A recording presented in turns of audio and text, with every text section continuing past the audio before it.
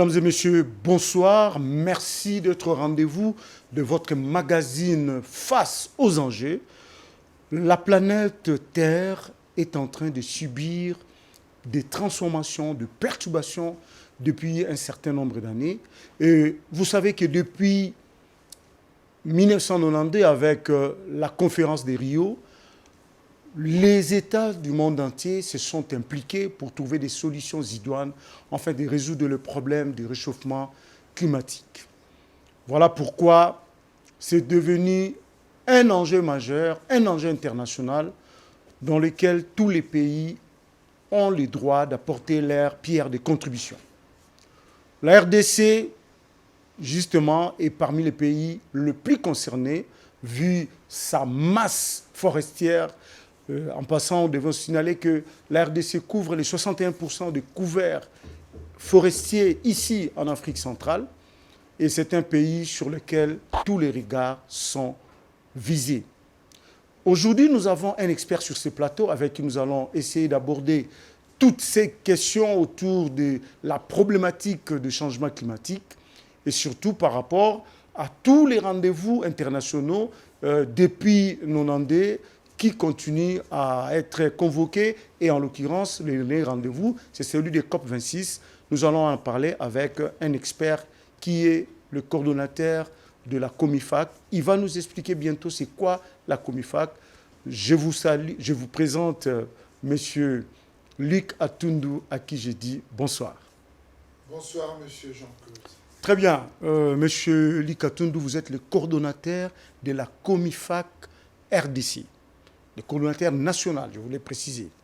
Alors, voulez-vous nous dire c'est quoi la COMIFAC et comment il est arrivé que vous en soyez le coordonnateur?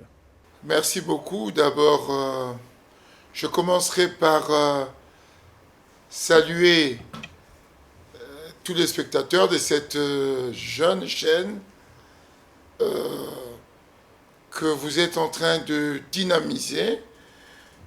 10e rue, ça veut dire ce que ça veut dire. Donc on est en pleine révolution. Tout à fait. Eh bien, je m'appelle Luc Atundu. À la base, je suis ingénieur industriel chimiste et je suis directeur au ministère de l'Environnement. Je suis directeur par ordonnance présidentielle, bien sûr. Et j'ai été nommé en 2016 coordonnateur national de la Commission des forêts d'Afrique centrale. Cette commission a été créée sur l'élan de la conférence de Rio dont vous parlez, en 1992, pour parler belge. Et 7 ans après cette conférence, qui a vu évidemment la création des 3 grandes conventions, la Convention cadre des Nations Unies sur le changement climatique, la Convention sur la biodiversité, ainsi que la Convention sur la désertification. Ici, nous sommes dans le cadre de la Convention sur le changement climatique. Tout à fait. Et bien, à l'issue de cette conférence de Rio en 1992, il y a eu un constat.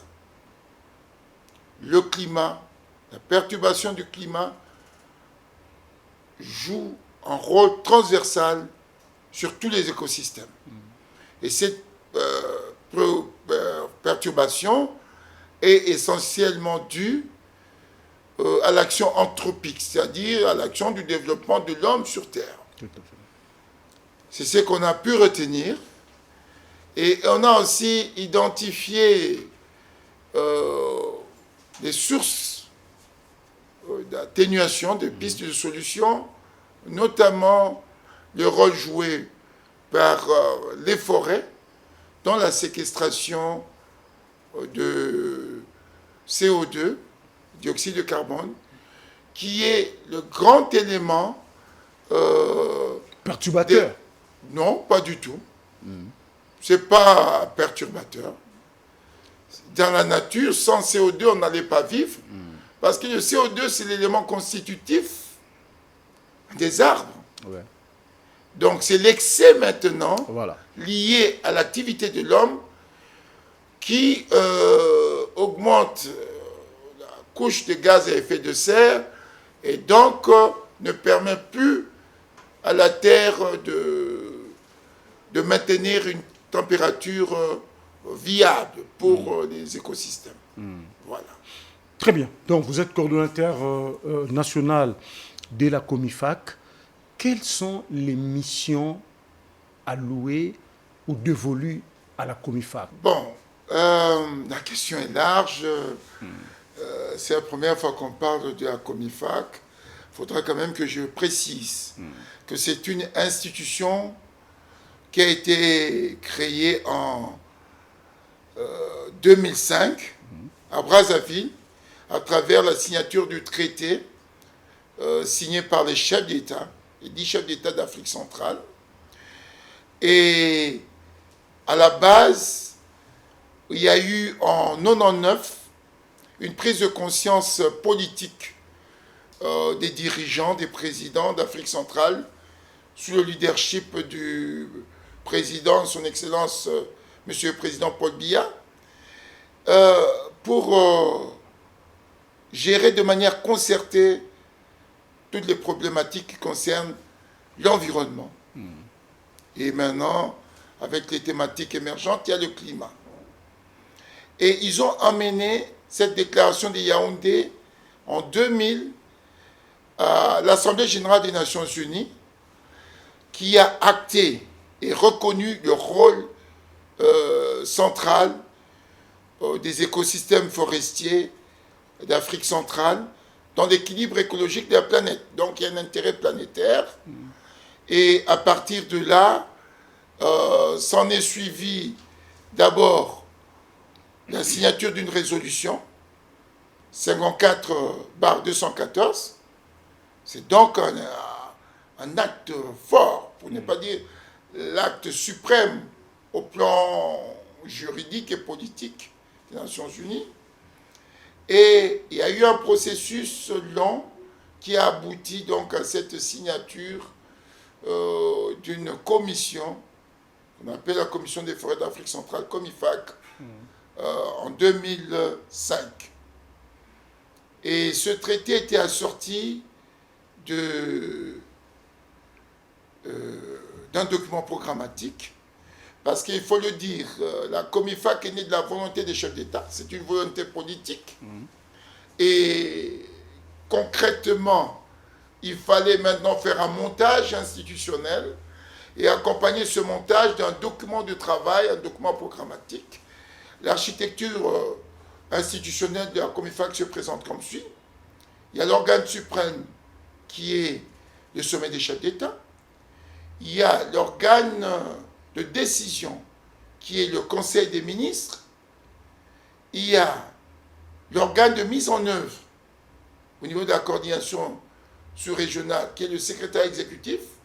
Et par après, évidemment, pour l'ancrage national du processus Comifac, il y a eu la création d'abord de postes de coordonnateurs nationaux, et puis finalement qui a évolué vers les coordinations nationales, qui est un bureau de mise en œuvre de ce plan de convergence.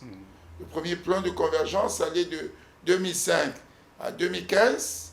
Il y a eu une série d'évolutions, comme j'ai dit, avec des thématiques émergentes, dont le climat, le genre, et s'en est découlé alors le plan de convergence de la deuxième génération, qui a 6 axes d'intervention prioritaires, un axe sur l'harmonisation des politiques forestières environnementales, ça c'est l'axe principal.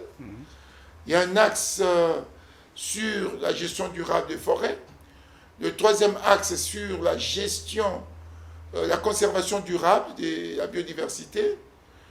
Le quatrième axe concerne la lutte contre les effets du changement climatique. Nous y sommes. Et le cinquième axe, ça concerne le développement socio-économique et des partenariats multi-acteurs. C'est là où on retrouve la société civile, c'est là où on retrouve le secteur privé, les ONG impliqués dans les questions environnementales et forestières. L'axe 6 concerne un domaine que nous devons, en tout cas en principe, mieux considérer que maintenant, c'est le financement durable. Les financements durables, c'est quoi en fait? Quand vous avez une structure comme la Comifac qui n'a pas d'usine, qui n'a pas d'activité commerciale, il faudra bien que cette structure puisse fonctionner. Et donc, il faut chercher des mécanismes de financement qu'on appelle les financements durables. Et cela passe par la recherche des financements. Ici, en RDC, chapeau bas au gouvernement qui a doté la coordination nationale des moyens suffisants budgétaires, ce qui fait que nous sommes les leaders ici en Afrique centrale sur les 10 pays. Et nous servons d'exemple. Et à côté de cet appui du gouvernement, l'appui budgétaire, nous avons des partenaires techniques et financiers, nous avons d'autres mécanismes, les labellisations, enfin, les sponsoring, tout ce qu'il y a comme opportunité pour faire intervenir les acteurs intéressés ou impliqués dans les questions durables. Très bien. Gestion durable. On a compris. On n'a pas compris, on n'a pas fini, parce que maintenant j'en viens à vous. Oui. Il y a 3 axes transversaux. Ouais. Ce sont des axes d'appropriation des possibilités. Vous avez parlé de 6 axes. D'intervention prioritaire, ce sont des axes techniques. Tout à fait. Maintenant, en ce qui vous concerne, et ce qui nous emmène ici notamment, nous avons l'axe transversal 1 qui concerne la formation et le renforcement de capacités. Nous sommes dans un secteur mouvant, techniquement parlant, technologiquement parlant. Donc, il faut toujours des mises à jour pour ne pas être en marge du processus. Et le deuxième axe transversal concerne la recherche et le développement. C'est tout à fait normal. Et ça, c'est notre point faible aussi. Nos universités ne sont pas assez impliquées. Heureusement qu'il y a des professeurs comme Albert Kabassele, que je salue, qui fait un effort pour mettre ce pays à niveau, en tout cas dans son domaine qui concerne la télédétection et d'autres. Très bien. Enfin, le troisième axe, oui. c'est la communication. Très bien, voilà. Donc nous y sommes. Voilà. C'est la communication, la vulgarisation, l'information, l'éducation. C'est cet axe-là qui permet à tout le monde de s'impliquer, parce que la question environnementale, forestière et surtout climatique concerne tout le monde. Très bien. C'est très bien. Vous en parlez toujours avec patience. Ça ne vous a pas quitté lorsque vous parlez des Comifac. On vous sent vraiment dans la matière. Même quand on discute en aparté, c'est la même passion, c'est la même maîtrise, et c'est bien. Mais nous sommes curieux. Vous avez parlé de la Comifac, vous avez parlé de la position de leadership de l'Afrique centrale que mène la RDC. Mais je voudrais qu'on soit beaucoup plus précis et pragmatique. La RDC regorge 61% des couverts forestiers de l'Afrique centrale. En tant que telle, quelle est sa contribution? Et en contrepartie, quels sont les bénéfices dans les enjeux que vous venez d'expliquer ici, que la RDC trouve par rapport à sa position de leadership que vous avez donnée ici? Merci beaucoup. Bon, vous êtes aussi, je peux le dévoiler ici, vous avez beaucoup contribué en tant qu'expert au niveau de la Comifac, et même vous avez fait des missions pour ça. Il faut considérer la question climatique en termes de blocs. Nous avons ce qu'on appelle les poumons écologiques. On a 3 poumons écologiques. On a le bloc Amazonie, on a le bloc bassin du Congo, Afrique centrale, et on a le bloc Asie du Sud-Est. Donc nous parlons maintenant de ce bloc-là, qui fait partie de la zone de convergence intertropicale, et qui contribue donc à séquestrer notamment les gaz à effet de serre. Et dans ce bloc 2, donc du bassin du Congo essentiellement, nous avons 60% ou 61%, bon, c'est autour de cela. Et c'est un leadership naturel. Le leadership doit se conquérir. Et s'assumer. S'assumer. Ça doit s'exercer. Et chacun à son niveau doit le faire. Déjà, comme vous l'avez remarqué, moi, je félicite le président de la République, son Excellence, M. Félix-Antoine Tshisekedi, pour cette diplomatie agissante, je dirais même parfois agressive, pour rappeler que nous sommes les acteurs majeurs de la survie de cette terre. Parce que, comme vous voyez... D'où le fameux concept pays-solution, brandi récemment lors de la COP26. On va y revenir, mais déjà, on peut en parler comme ça en passant. Oui, à partir du moment où nous jouons un rôle essentiel dans l'équilibre climatique planétaire, c'est que nous apportons la solution, naturellement. Mais est-ce que maintenant, cette solution, nous l'avons transformée pour être une solution pour notre pays, pour nos populations? Ça, c'est autre chose. Ça, c'est la démarche maintenant qu'il faudra que nous puissions entreprendre. Et donc, je disais que je félicite le président de la République parce que c'est la première fois qu'un président de la République démocratique du Congo aille dans une grande rencontre comme la COP 26 à Glasgow. Et on a été à Paris, à la COP 21, où d'ailleurs j'étais secrétaire technique. Il y avait un ministre des Affaires étrangères qui n'avait pas droit à la parole. À côté des autres présidents. Ah oui, c'est la conférence des présidents. Tout à fait. Enfin, et des chefs de gouvernement, pour certains. Et en plus de cela, il venait, il a profité de sa casquette de président de l'Union africaine. Il a été à la grande messe des grands de ce monde. Il a porté la parole, la voix de l'Afrique, et spécifiquement, certainement aussi, la voix de la RDC, son pays. Et dans le même élan, il est arrivé à Glasgow, et maintenant... Là, vous êtes en train de parler de l'étape de G20. Oui. Et maintenant, lui fait sa part. Lui donne les orientations. Il pose les jalons. À nous maintenant de nous approprier cette vision et de la matérialiser.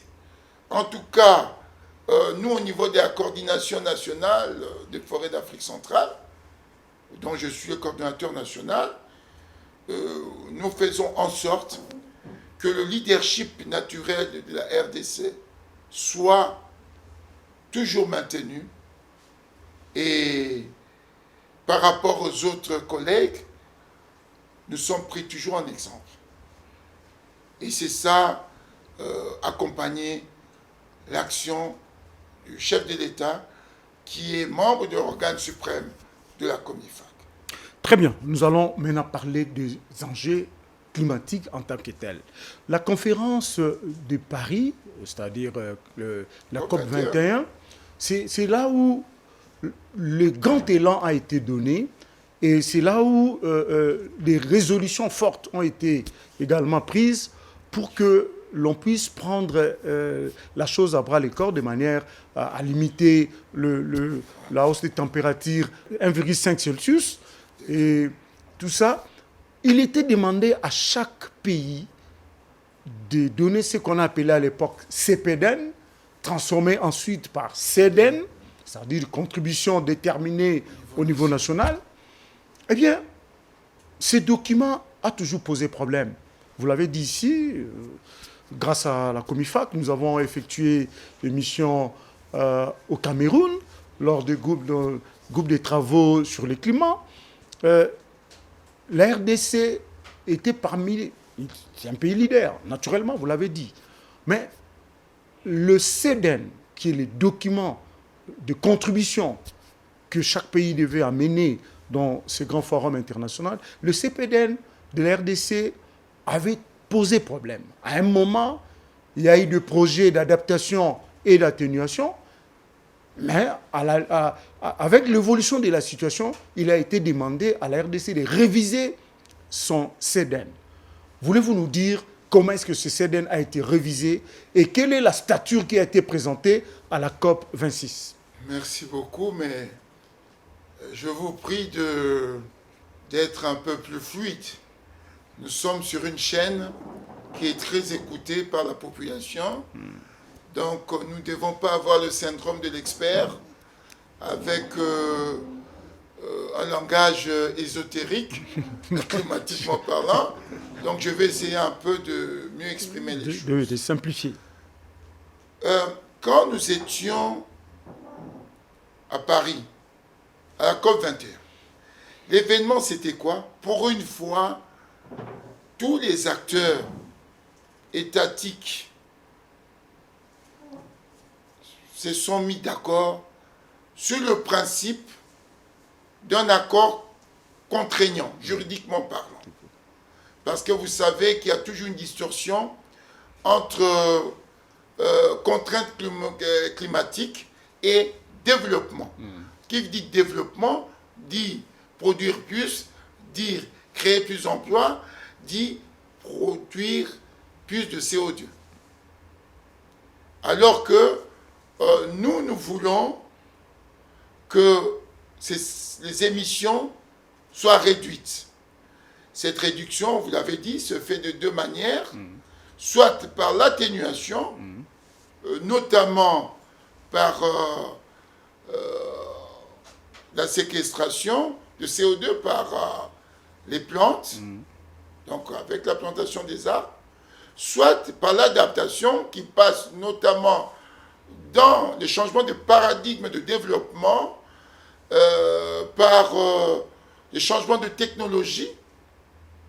Et donc, quand on est allé à Paris, on a demandé à chaque pays de présenter ce qu'on appelle sa contribution déterminée au niveau national, mais c'est prévu, hein, c'était donc prévu. On n'était pas très exigeant sur la forme technique, hein, en termes de projet bancable et tout. C'était pour qu'on ait une trajectoire, où est-ce qu'on en était et comment pourrait évoluer la question climatique, la crise climatique plutôt. Et chaque pays devait venir avec quoi? Comme pas des CDN, c'est en fait un ensemble de projets climatiques qui permet à ce que on puisse aller vers une meilleure adaptation en termes de climat et une meilleure atténuation en termes d'émissions. Voilà. Et à partir de là, la RDC a présenté une contribution déterminée, prévue déterminée au niveau national, CPDN, d'environ 21 milliards de dollars. Et il a été dit que l'adoption de Paris, à la signature de l'accord à New York par les chefs d'État, heureusement, là encore, le président de la République Joseph Kabila avait fait quand même ces déplacements-là. C'était exceptionnel. Et la dernière phase, c'était la ratification par le Parlement. Tout à fait. Mais on avait demandé aux États, ce qui échappe à beaucoup de non-experts, que la CPDN devait être réformulée de manière plus ambitieuse pour devenir une CDN et qu'on va verser avec les éléments de ratification. Ok. Ce qui n'a pas été fait. Et aujourd'hui, la sous-région a fait des propositions de schéma pour que nous ayons, pour chaque pays, une CDN plus ambitieuse. Et nous, la RDC, on devait aller un peu plus loin. Moi, je n'ai pas tous les éléments, mais j'aurais appris que, bon, malheureusement, je n'étais pas impliqué, qu'on est autour de 40 milliards. C'est quand même un bon intéressant. Pas du tout intéressant. Pas du tout. Vous aurez voulu que ce soit à quelle hauteur? Mais si on inclut seulement Inga, on aura... Mais tout de même, de 21 milliards à 40 milliards, c'est quand même un bon intéressant. Même si, c'est vrai, vous voulez que ce soit encore beaucoup plus ambitieux, oui, vous avez la parole, vous pouvez argumenter. Pourquoi? Non, nous voulons que ce soit un ensemble de projets multisectoriels. Ok. Dans un processus inclusif.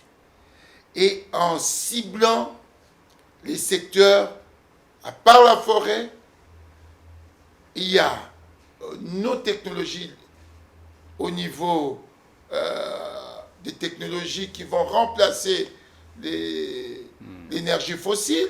En termes d'énergie propre. En termes d'énergie propre. Et surtout, comme je dis ici, il faut absolument que tous les secteurs soient concernés. Vous savez qu'on s'est battu. Moi qui vous parle. Quand on a commencé cette affaire de tourbière, c'est à Brazzaville qu'avec mon collègue du Congo, Brazzaville, nous avons imposé une soumission qui reprenait pour la mise en œuvre de l'accord de Paris les tourbières, qui prenaient en considération les tourbières. Il faut qu'on en mette un peu plus par rapport aux tourbières. Okay. Ça, c'est important.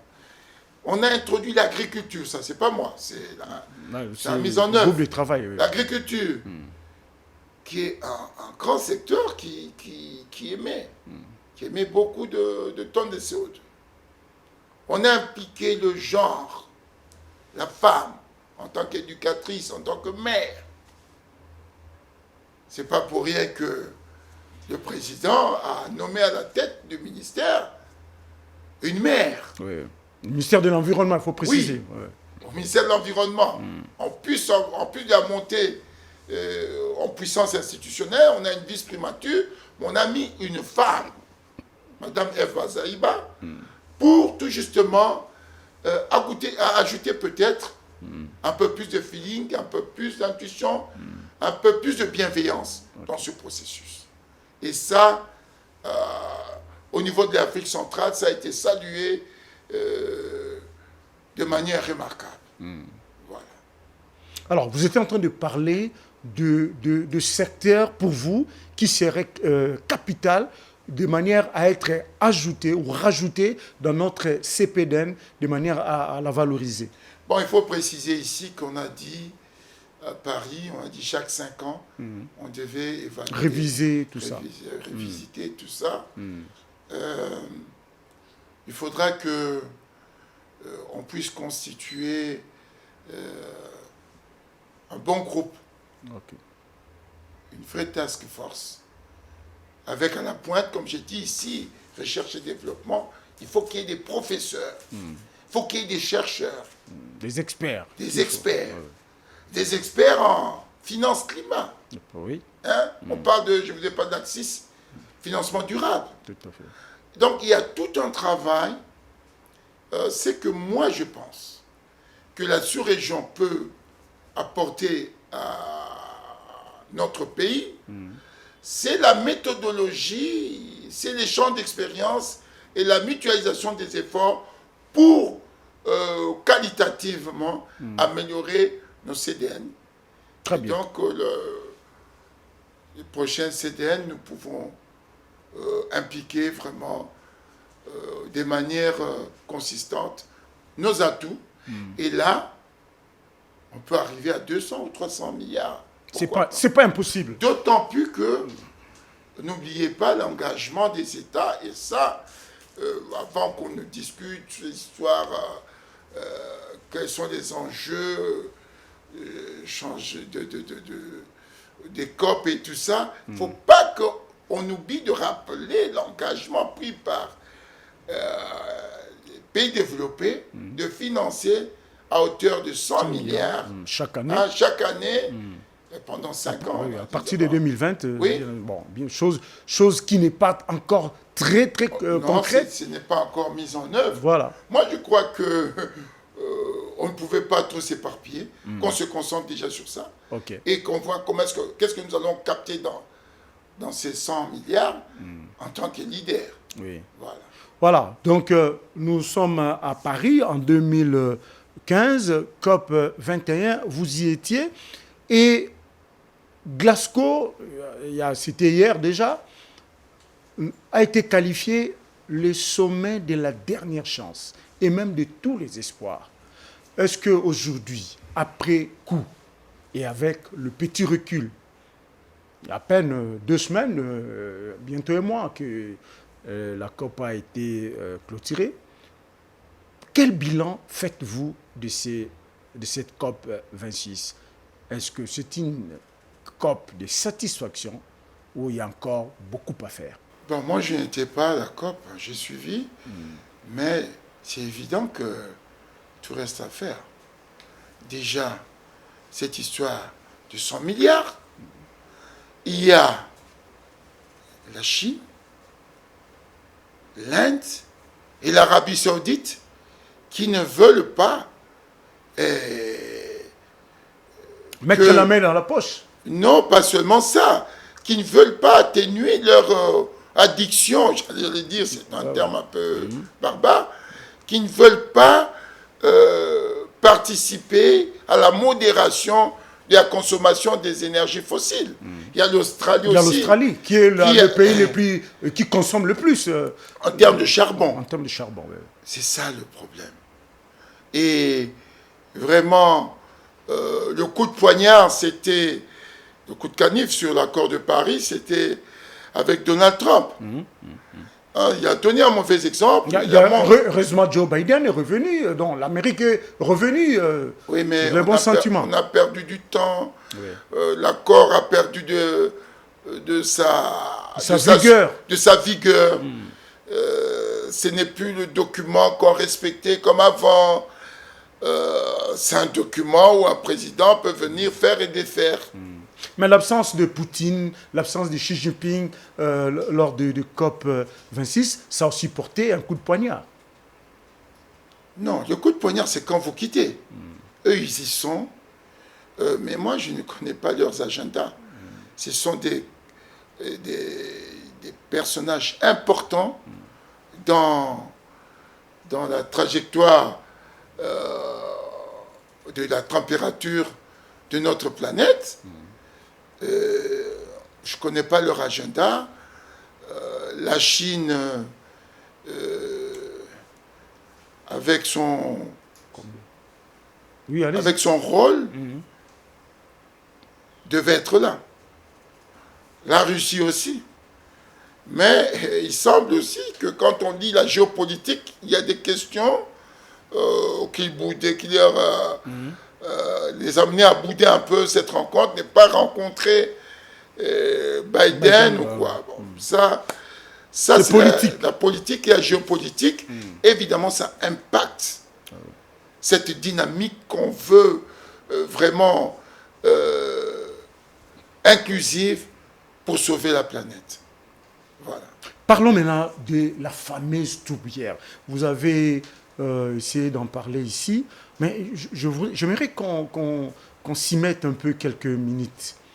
Ça, c'est une trouvaille qui a été faite d'abord par l'Université de Lille, il faut le rappeler, par télédétection. Vous avez cité le professeur Albert Kabasele, un expert que nous avons ici, qui est vraiment de notoriété internationale, c'est vrai. Mais il est un fait que notre tourbière, qui est la plus grande, en tout cas, trouvaille écologique, si on peut dire ça comme ça, pour nous ici, en RDC, même dans la sous-région, comment capitaliser notre tourbière? Parce que quand les experts de l'Université de Lille arrivent ici, ils parlent de 3 000 milliards, de 300 milliards de tonnes de carbone enfouies dans nos sols, sols de notre forêt, et qu'en termes de finances, ça peut nous rapporter autant de milliards encore.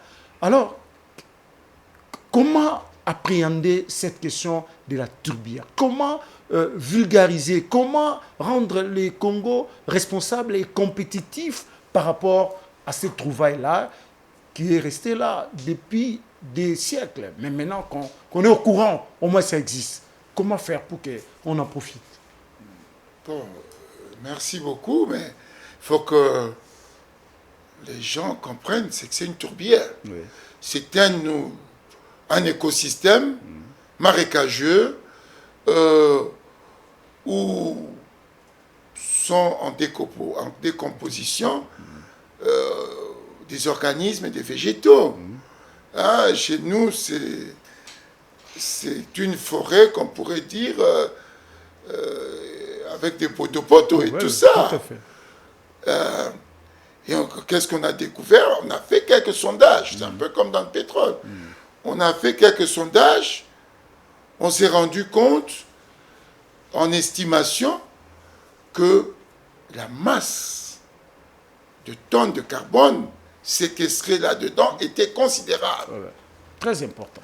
On parlait de 3 ans d'émissions globales, on parlait de 20 ans.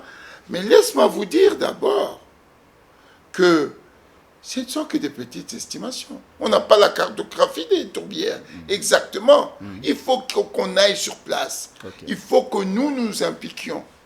C'est comme dans les domaines pétroliers. On peut faire tout ce que vous voulez, géolocalisation, détection et tout, sismique, tout ce que vous voulez, mais il faut qu'il y ait le forage. Il faut qu'ils aillent faire le sondage.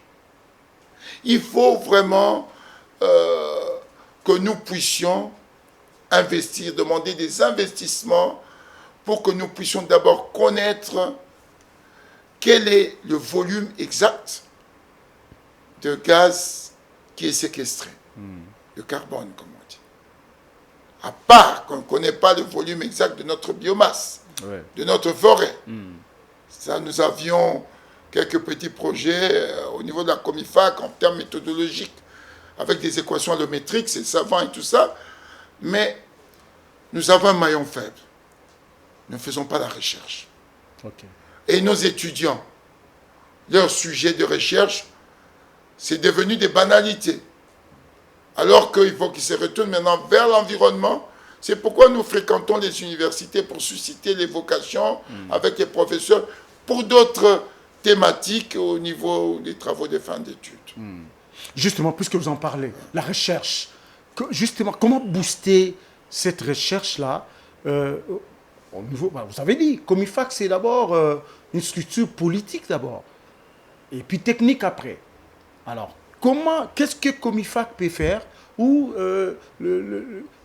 quels moyens ou quels sont les actes à poser au niveau peut-être des gouvernants ou peut-être au niveau de la société civile, parce que vous avez tout un axe là qui concerne aussi la société civile, pour que cette affaire soit prise en compte de façon sérieuse et consciente?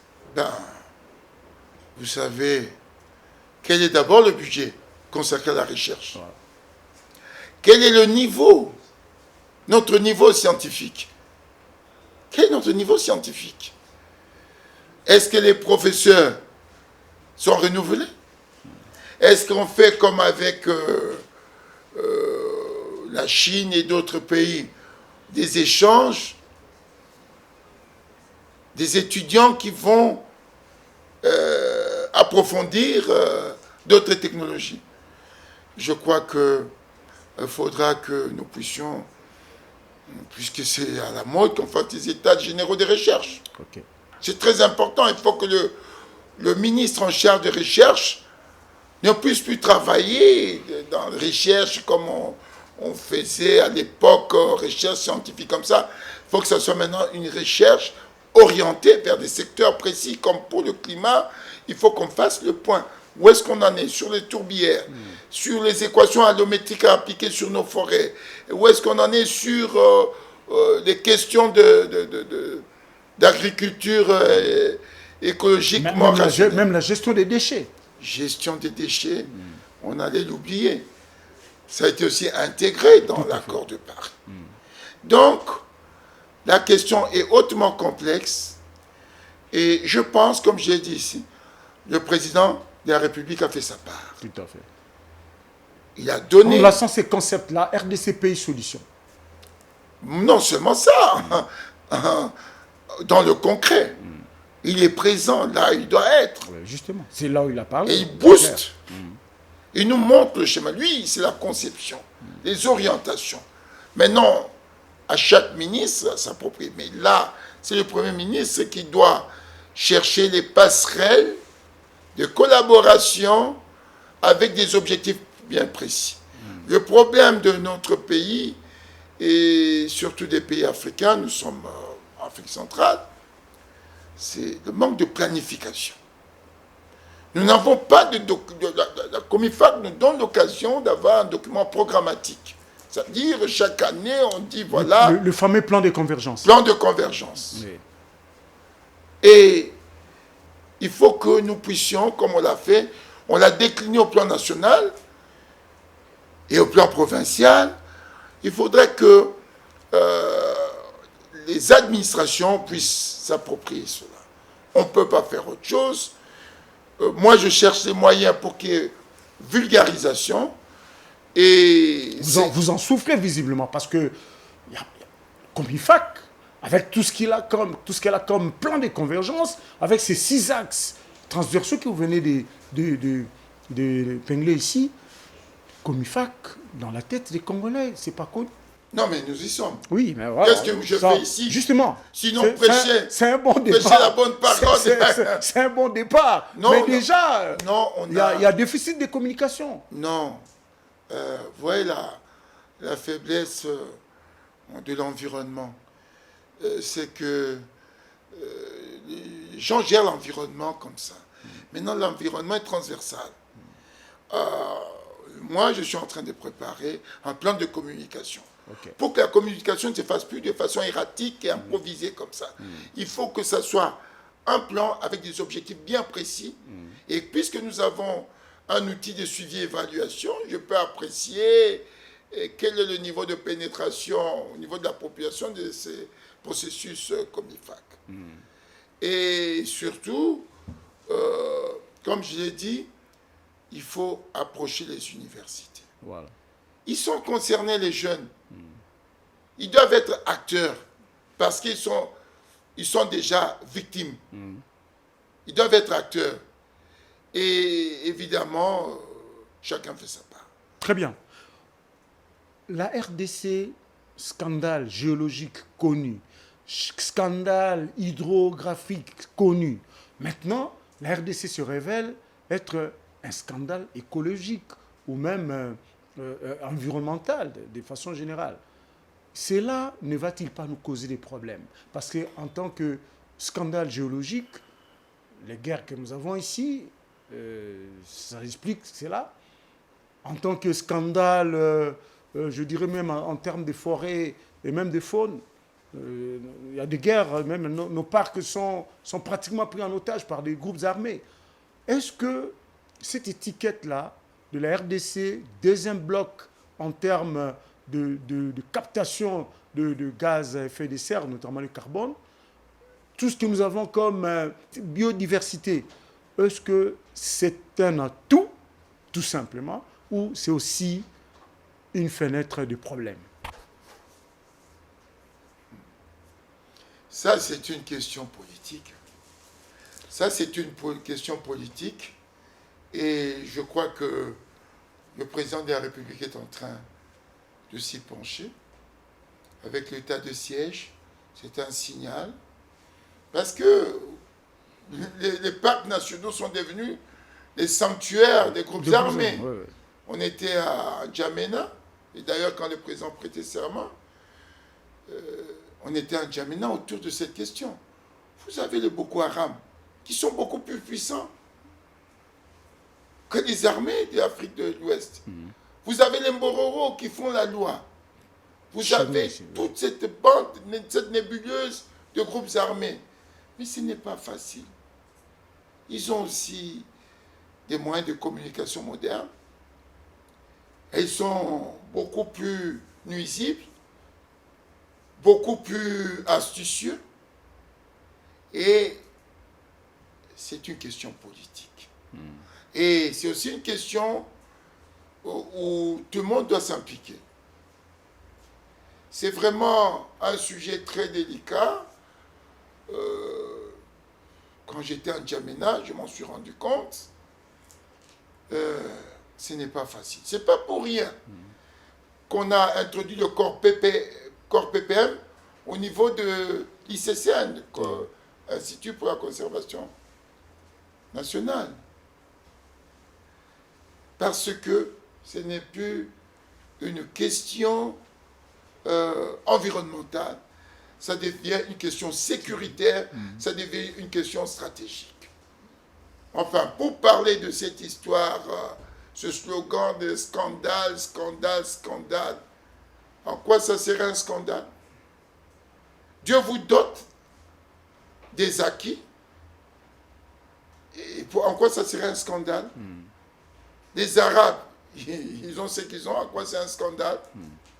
Donc nous devons plutôt nous dire, nous avons ce qu'on appelle une rente de situation, des opportunités naturelles dans ce découpage. Je crois que Léopold II, c'était un malin. Il a fait un découpage géologique de ce pays. Hein, vous voyez, géologique et hydrographique. C'était certainement, il croyait qu'il allait rester là pour toujours. Et ça nous profite. Bon, ce n'est pas un scandale. Je crois que c'est une chance.